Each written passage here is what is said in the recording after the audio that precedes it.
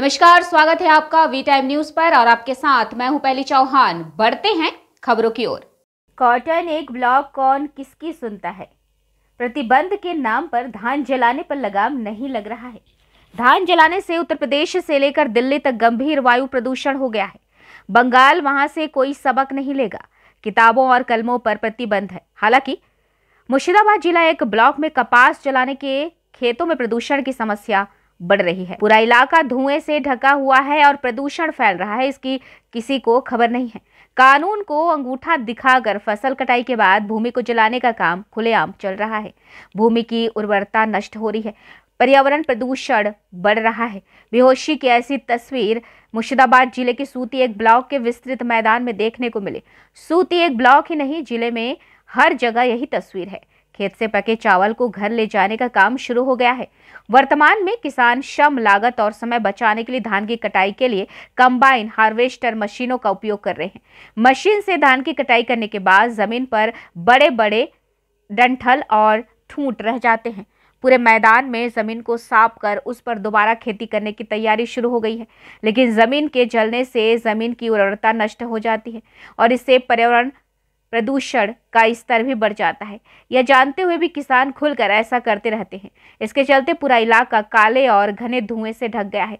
आग की तपिश से जमीन में किसानों के मित्र कहे जाने वाले केचुए भी नष्ट हो जाते हैं और कीड़े भी। भले ही कृषि विभाग ने किसानों को जागरूक करने के लिए अभियान या कार्यशालाएं चलाई हो, लेकिन हर साल धान की कटाई के बाद जमीन में आग लगाने जैसी घटनाएं हो रही हैं। हालांकि किसानों का दावा है कि इसकी वजह मजदूरों की कमी है, तो धान की कटाई की लागत भी अधिक है। इसमें समय भी बहुत लगता है, इसलिए पिछले कुछ वर्षों से वे आधुनिक कंबाइन हार्वेस्टर मशीनों की मदद से धान की कटाई कर रहे हैं। कम समय में बीघे बीघे धान कटकर घर चले जाते हैं। इसी बीच धान कटाई के मौसम में इन सभी मशीनों का उपयोग किया जा रहा है।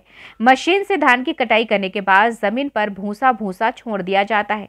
इन किसानों में भूमि को बिना एकत्रित किए जलाकर साफ करने की प्रवृत्ति दिन प्रतिदिन बढ़ती जा रही है। कपास एक ब्लॉक कृषि अधिकार संदेश। किसान धान जलाकर खुद के साथ साथ पर्यावरण को भी नुकसान पहुंचा रहे हैं। यदि भूमि की उर्वरा शक्ति कम हो जाएगी तो अंत में किसानों को ही हानि उठानी पड़ेगी।